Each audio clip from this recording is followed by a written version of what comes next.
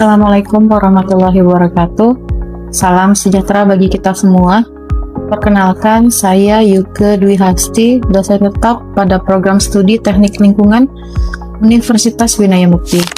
Sebagai dosen, saya berkomitmen melaksanakan Tridharma Perguruan Tinggi melalui pendidikan, penelitian, dan pengabdian kepada masyarakat dengan mengintegrasikan pengalaman akademik dan pengalaman profesional di bidang rekayasa lingkungan.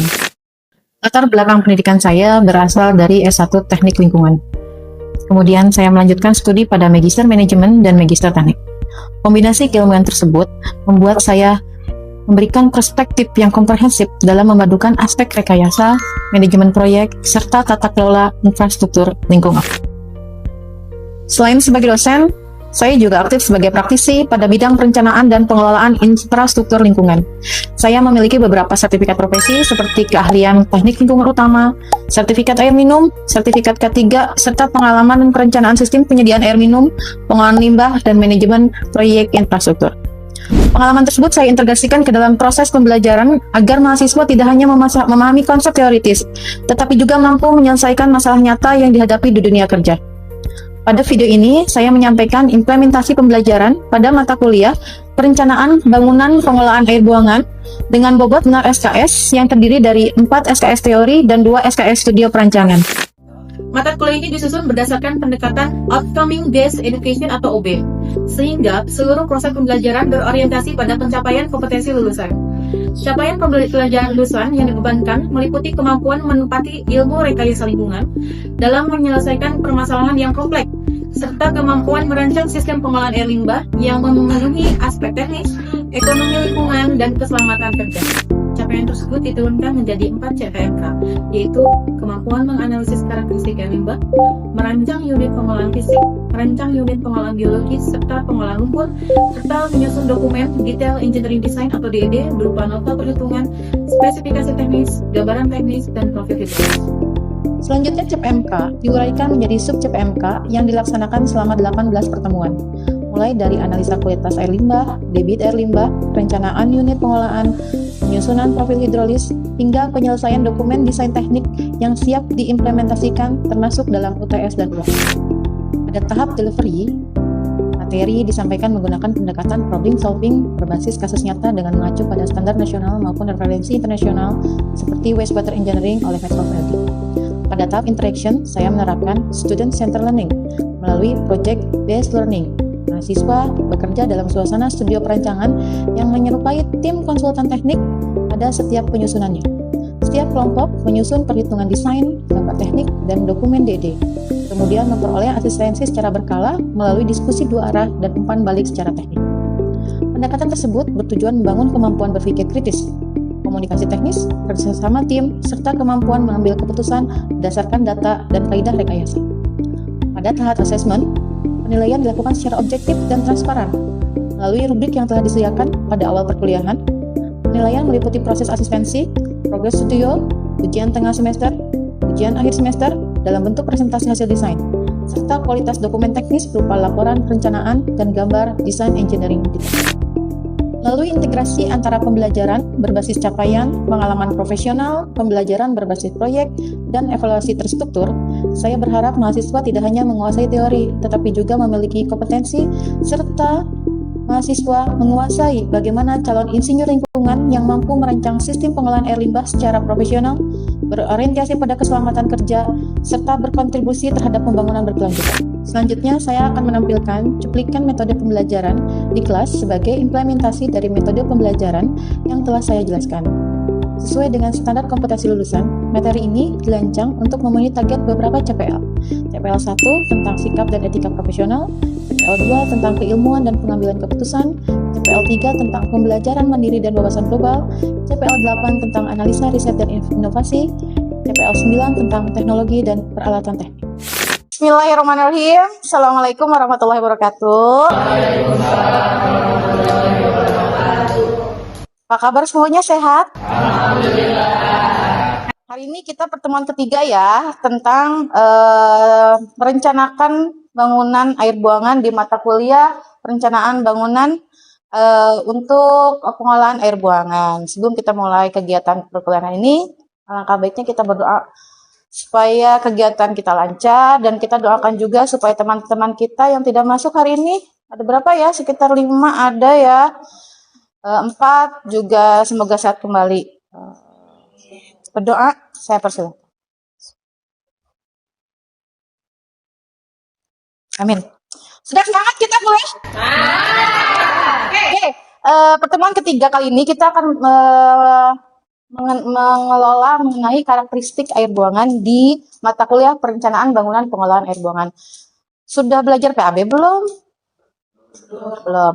Jadi PBPAB itu kaitannya adalah caption design untuk mata kuliah di teknik lingkungan. Ujungnya dari mata kuliah ini adalah kalian harus bisa yang namanya merencanakan suatu bangunan air limbah untuk kapasitas nasional boleh, komunal boleh, tapi lengkap dengan RAB-nya.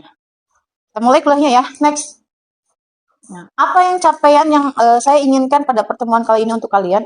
Yang pertama, kalian tahu yang namanya konsep air buangan itu seperti apa? Secara fisik, secara kimia, atau secara biologi. Lalu parameter utama dari air limbah itu apa sih? Apa yang membedakan air limbah dengan air minum? Apa yang membedakan air limbah grey water dengan black water? Lalu kompetensi spesifiknya apa? Mengidentifikasi, klasifikasi dari air buangannya, menganalisa parameter-parameternya, dan yang terakhir adalah mengevaluasi dampak dari parameter tersebut. Next. Nah, alurnya adalah kalian mengenali aliran air dan titik pencemarnya bagaimana, lalu kalian mengetahui karakteristiknya seperti apa. Nah, dari sana kalian harus menganalisis bagaimana kualitas dari keseimbangan airnya. Jadi kalau di kita itu tak kenal maka tak sayang, kalau di tel itu tak kenal maka kita nggak tahu mau diapain ini. Nah, kalau kita sudah tahu air limbah bagaimana, kita tahu mau diapain. Next. Nah, pengertian air buangan itu apa sih? Air buangan menurut George tahun 1991 itu adalah kombinasi dari cairan atau limbah yang berasal dari pemukiman, instalasi komersial, dan industri bersamaan dengan air tanah, air permukaan, dan air hujan yang mungkin ada. Nah, air buangan ini merupakan hasil samping dari apa? Dari penggunaan air bersih. Next. Nah, siklus air, udah ya belajar di hidrologi ya. Nah, kalau kita lihat siklus air, apapun yang terjadi, air itu akan menjadi air limbah. Contohnya apa? Aktivitas sehari-hari yang menggunakan air bersih menjadi air limbah, contohnya apa? Mandi, cuci-cuci. Nah, kalau output dari industri apa? Udah jelas ya, air limbah industri dari berbagai macam industri seperti tekstil, apalagi kalau di P3I kita akan belajar kayak penyamakan kulit. Nah, output dari semua itu adalah satu, air buangan. Tapi kita harus tahu dulu air buangan itu apa aja sih. Next. Nah, klasifikasi air buangan. Ada yang namanya air buangan domestik, ada yang namanya non-domestik. Nah, ada yang namanya air hujan, dan ada juga air infiltrasi. Kalau kalian belajar di hidrolika air tanah, ini ada infiltrasi. Nah, kita ke sini. Ke air domestik. Yang paling populer itu adalah perbedaan pengolahan dari air domestik dengan non-domestik. Domestik dan domestik hanya dilihat dari sumber yang mengeluarkannya. Contoh, kalau air domestik itu adalah berasal dari area pemukiman, apartemen, dan asrama. Beda ya, apartemen dengan hotel beda ya. Nah, domestik itu biasanya yang banyaknya hanya limbah organik. Jarang tuh parameter-parameter yang kompleks seperti magnesium, Fe, warna. Kalau di non-domestik, nih ada industri, rumah sakit, perkantoran, dari segi pariwisata ada perhotelan. Industri dan rumah sakit itu berbeda, karena tidak semua industri itu ada B3. Tapi limbah rumah sakit itu udah pasti ada B3-nya. Jadi penanganan limbah industri dengan limbah rumah sakit itu berbeda. Dan limbah perkantoran, kok perkantoran ada air limbahnya dari apa coba? Toilet. Mungkin di kantornya ada lab, ya tetap ya perkantoran ya. Nah, yang ketiga air hujan. Kenapa air hujan itu diklasifikasikan sebagai air buangan? Karena air hujan itu run off dari permukaan menuju apa? Drainase. Apa bedanya drainase dengan gorong-gorong? Nah, kalau drainase itu untuk air hujan. Sistem drainase itu adalah mengalirkan air secepat-cepatnya supaya tidak terjadi banjir. Yang terakhir adalah infiltrasi. Kalau infiltrasi itu adalah konsepnya adalah menyerapkan air sebanyak-banyaknya ke dalam untuk sebagai cadangan mata air. Next. Limbah domestik pun ada dua. Ada grey water, ada black water. Bukan dari warnanya ya. Kalau kalian ada pipa-pipa, suka ke mall nggak? Masa sih nggak suka ke mall? Nah, kalau di mall, mallnya yang artistik, yang dimana kalau di food court itu suka ada pipa-pipa. Nah, kalau yang warnanya black, itu adalah sisa-sisa dari tinja manusia yang BOD COD-nya tinggi. Tapi kalau yang warnanya grey, abu-abu, itu hanya dari cuci piring, mandi, mencuci. Jadi bedanya kalau yang di black water itu ada tin, otomatis ada parameter E. coli-nya itu tinggi. Next. Nah, kalau klasifikasi non domestik, industri rumah sakit perkantoran. Nah, kalau rumah sakit udah jelas ya, ada B3. B3 itu jenisnya banyak, tapi yang penting kalian memahami 10 karakteristik B3. Kalau kita lihat di industri, 10 karakteristik B3-nya adalah infeksi. Lalu apa lagi? Radioaktif ada, lalu beracun, korosif, karsinogenik. Nah, itu udah 5. Jadi kalau udah salah satu parameter karakteristik ketemu aja, berarti itu udah B3 sudah. Harus dipisahkan penanganannya. Kalau di industri ya bervariasi ya, tergantung industrinya. Nanti di mata kuliah pengolahan buangan industri, kalian akan belajar juga tentang klasifikasi industri. Dan itu harus tahu highlight dari industri A, B, C itu apa. Contoh highlight dari industri tekstil apa? Beda dari highlight industri misalkan jamu, minuman apa. Kalau jamu itu bukan warna, berarti apa? Kayak organiknya ya. Nah, itu highlightnya harus dipisahkan. Next. Nah, ini sumber pencemar. Pernah lihat nggak kondisi kayak gini? Waktu kita ke Cikapundung, ada yang kayak gini. Hanya saja sumbernya adalah sumber ya, dari di pinggir Cikapundung tuh ada masjid Cina, ya. Nah, itu mengeluarkan, tapi termasuknya limbah domestik karena hasil buangannya hanya berupa bekas wudhu, bekas toilet, tidak ada bekas tinjanya. Nah, ini adalah titik pencernaan dari keluaran dari industri. Dari warnanya kita udah tahu ya.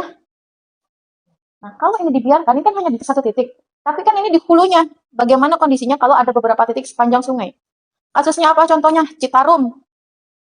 Dijuluki apa Citarum? Sungai Pelangi. Kenapa disebut Sungai Pelangi? Karena dari titik nolnya dari mana? Sungai apa? Cisan sampai ujungnya itu berwarna-warni. Ada bagian yang warna coklat. Tiba-tiba ada merah, tiba-tiba bening lagi. Karena apa? Sepanjang dari arah dasnya Citarum itu banyak industri yang masuk. Next. Nah, karakteristik air buangan ini yang harus kalian ingat. Karakteristik air buangan 3. Fisik, kimia, biologi.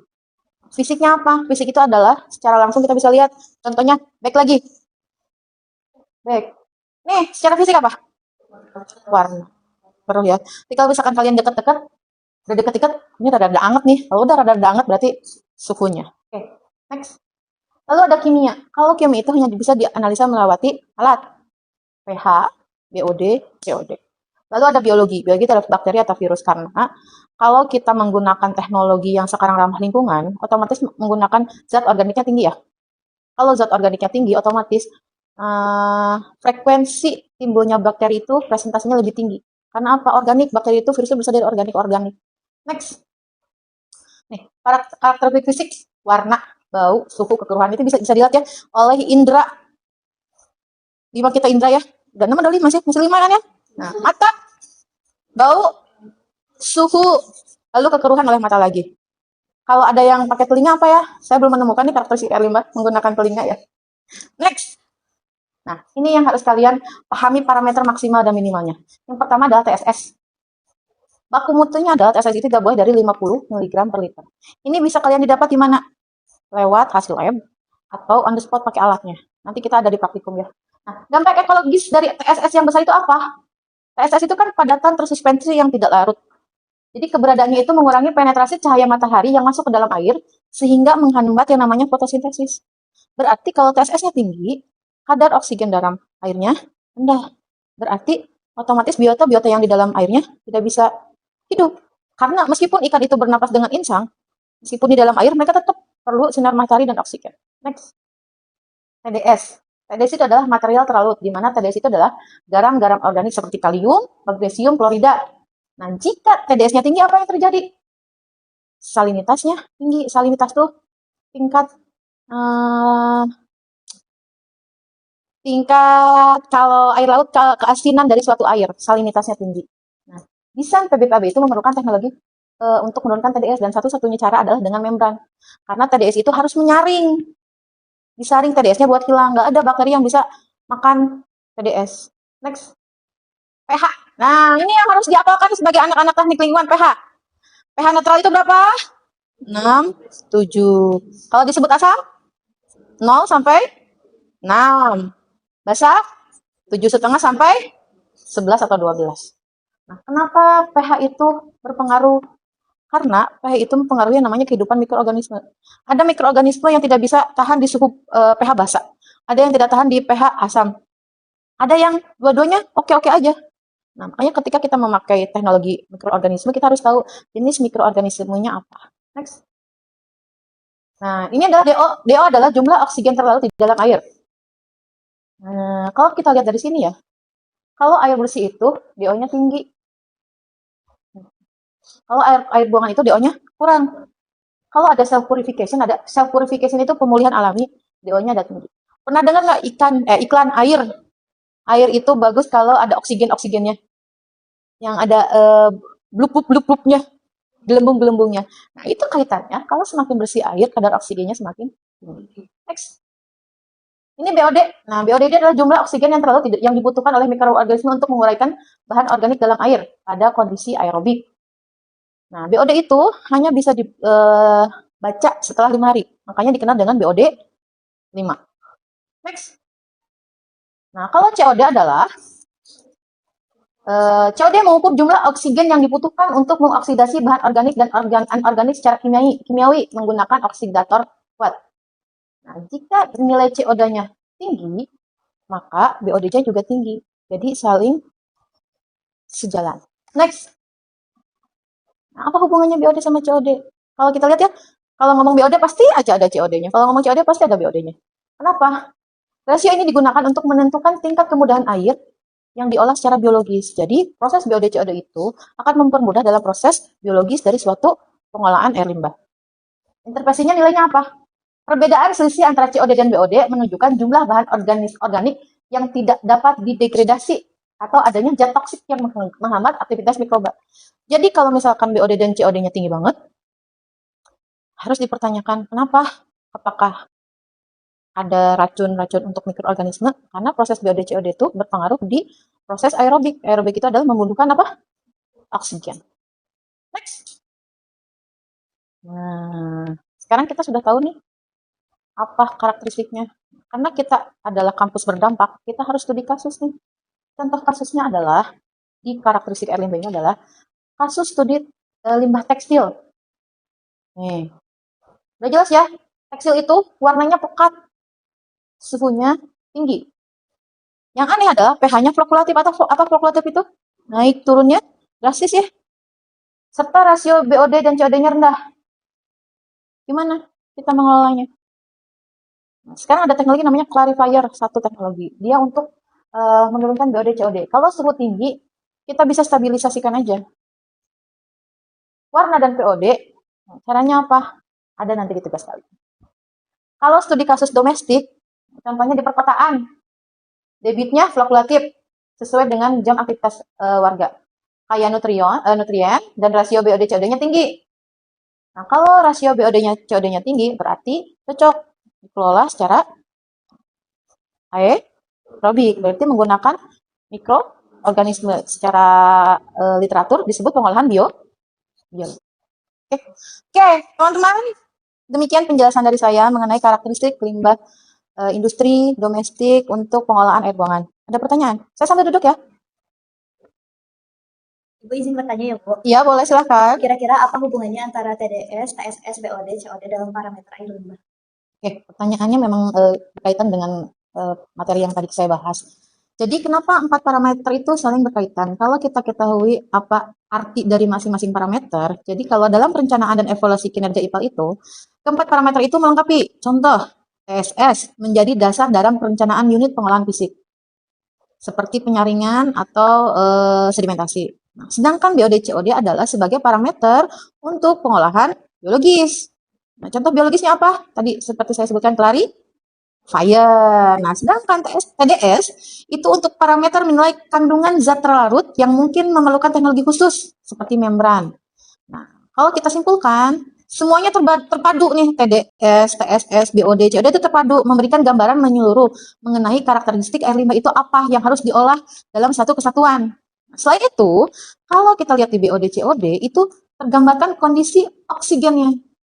Berarti kalau BOD, COD-nya tinggi, berarti zat organiknya tinggi. Tanpa kita menganalisa lebih dalam, kita sudah tahu bahwa air limbah yang mengandung BOD, COD tinggi harus diolah. Cukup jelas, Andin? Cukup jelas, Ibu. Terima kasih. Oke. Selanjutnya kita akan tes. Kita akan bermain sedikit dengan Kahoot. Oke, boleh teman-teman login ke sini. Nah, kalau teman-teman semua tadi mendengarkan penjelasan saya, bisalah kita juaranya untuk tes ini. Bisa dibantu untuk di-share screen-nya? Oke, teman-teman, di screen sudah ada linknya. Kita mulai.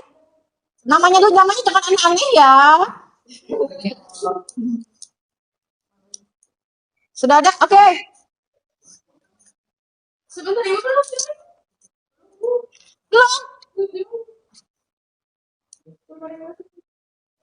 Udah tiga orang? Tiga. Pertanyaan nomor 3.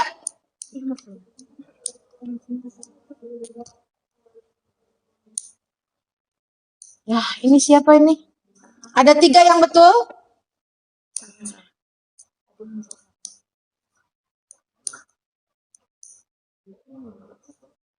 Ada Dias. Oke, next. Pertanyaan nomor 2.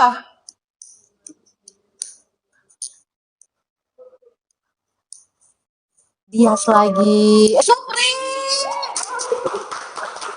Nah, masih ada 5 pertanyaan lagi.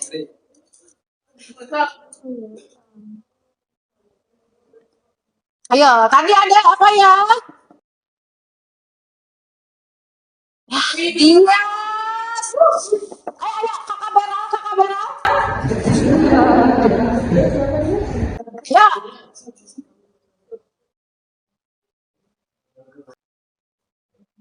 Jeng. Supri lagi. Ayo, kakak Beral.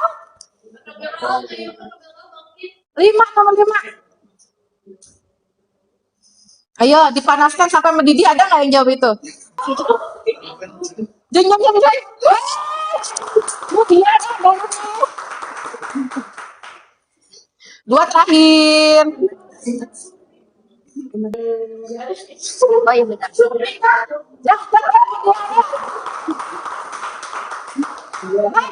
lagi?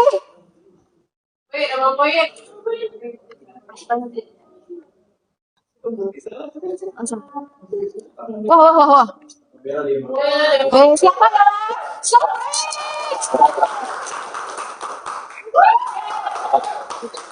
Ini siapa ya? Mutiara. Untuk yang namanya Mutiara habis kuliah boleh ke ruangan saya ya. Selamat ya, berarti kalian ya semuanya mendapatkan nilai. Nanti lebih dipercepat lagi ya jari jemarinya. Oke, hari ini terakhir kita akan membahas soal tugas besar kalian di PBPAB. Boleh di-share screen?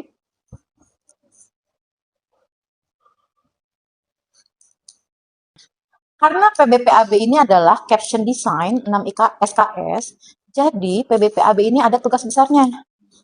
Tugas besarnya nanti kalian akan dibagi kelompok, satu kelompok 3 atau sampai 4 orang. Nah, tugasnya apa? Yang pertama adalah kalian akan mendesain namanya DED IPAL. Apa saja sih output dari DED itu? Yang pertama ada desain IPAL. Yang kedua ada flowchart-nya, ada layout-nya, ada gambar detail, ada spesifikasi teknis, ada BOQ. Karena PBPAB ini adalah caption design, ini adalah gabungan dari semua mata kuliah yang pernah kalian ampuh. Contoh, ada menggambar kan? Kalian belajar menggambar teknik? Plumbing? Belum. Oke, nanti kalian akan belajar yang namanya bill of quantity. Itu ada di manajemen. Next. Nah, ini ada tahap-tahapannya supaya kalian nggak bingung mau mulai dari mana. Yang pertama, kalian harus mengumpulkan data secara literatur. Jadi karena DED ini kalian akan buat tidak ke lapangan, kalian akan melakukan studi literatur. Jadi cari jurnal yang ada kasus IPAL-nya. Berarti harus ada yang namanya apa? Debitnya, harus ada dimensinya. Baru kalian bisa menggambar. Ada spesifikasi teknisnya, ada di peraturan ya yang tadi saya share. Lalu ada BOQ, harus sesuai dengan BOQ tahun 2026. Berarti kalian harus mendownload yang namanya analisa harga satuan upah kota X. Tergantung kalian studi literasinya dari mana. Dan yang terakhir adalah presentasi dan laporan. Ini semua LKM-nya ada di Sevima. Kalian bisa klik dan bisa download. Presentasinya kita mulai di pertemuan ke-9. Jadi mulai pertemuan ke-4 nanti, kalian udah mulai asistensi. Jadi sekarang boleh di will siapa dengan siapa. Sebelum itu ada pertanyaan dulu. Untuk pengumpulannya langsung di presentasinya atau dikumpulan dulu di Sevima? Nah, jadi di pertemuan ke-9 kalian upload dulu bentuknya PDF seperti biasa ke Sevima karena kita sudah ada aplikasi Sevima. Nanti di pertemuan ke-10 ada revisi karena kalian kan ada dipresentasikan, nanti ada tambah kurang dari hasil presentasi kalian yang dilakukan oleh teman-teman kalian. Ada lagi? Ya? Untuk pengerjaan itu per orang atau per kelompok? Nah, pengerjaannya per orang. Harus punya peran. Tapi kalian teamwork. Nah, kenapa harus ada per orangnya? Karena ini kalau dilakukan teamwork nggak ada pembagiannya, kalian repot. Kalau di manajemen kan kita harus tahu, kayak siapa yang mau cari data literatur teori, siapa yang mau cari analisa harga satuan. Jadi harus dibagi-bagi. Jadi nanti di presentasi kalian harus ada tulisan, misalkan X, Awal, ketua kelompok, tugasnya apa? Terus misalkan Cica sebagai pencari literatur untuk teori pustaka. Jadi harus ada kerjaannya apa. Jadi nggak ada yang diem-diem aja, nggak ada yang ya udahlah aku mah copy paste ikutan ngetik-ngetik doang. Ya memang kalau nanti tugasnya ngetik-ngetik doang, berarti misalkan Kakak Beral tugasnya adalah merapikan laporan dan membuat presentasi PowerPoint. Oke, berarti ada pengerjaannya. Sudah jelas semuanya? Oke. Next. Nah, kita refleksi dulu nih perkuliahan kita hari ini setelah kalian pusing-pusing lihat BOD, COD, parameter, dan lain-lain sebagainya. Kalau kita lihat, analisa adalah fondasi dari suatu desain. Jadi desain IPAL itu, suksesnya itu tidak ujuk-ujuk ada. Tapi dimulai dari menganalisa parameter-parameternya. Lalu tidak ada satu solusi untuk semua. Setiap karakter punya penanganan yang berbeda. Jadi pendekatan teknologi yang sangat berbeda, memahami asal limbah, dan yang paling penting apa? Sebagai engineering, kalian harus tahu bahwa teknologi harus ekonomis, lalu sustainable. Jadi berkelanjutan. Air buangan diolah sedemikian sehingga menghasilkan air bersih yang keluar ke sungai, di sungai untuk biota hidup lain, menetap tanah untuk air. Jadi air buangan itu bukan hanya dari sebuah proses, melainkan awal dari proses pemurnian kembali melalui pemahaman mendalam tentang karakteristik fisika, kimia, biologi. Kalian engineering itu kunci. Pikir ke depan itu seperti apa? Karena sekarang kondisinya apa? Air itu semakin sulit untuk didapat. Kita mengambil sumur tanah darat sudah harus ada berizin SIPA. Khususnya di Jakarta, muka air tanahnya sudah Jakarta sudah tenggelam kalau tidak ada gampang-gampang. Demikian kuliah dari saya. Terima kasih. Semoga kita sehat selalu. Sampai ketemu minggu depan. Assalamualaikum warahmatullahi wabarakatuh. Waalaikumsalam warahmatullahi wabarakatuh. Terima kasih, Bu. Ya, sama-sama.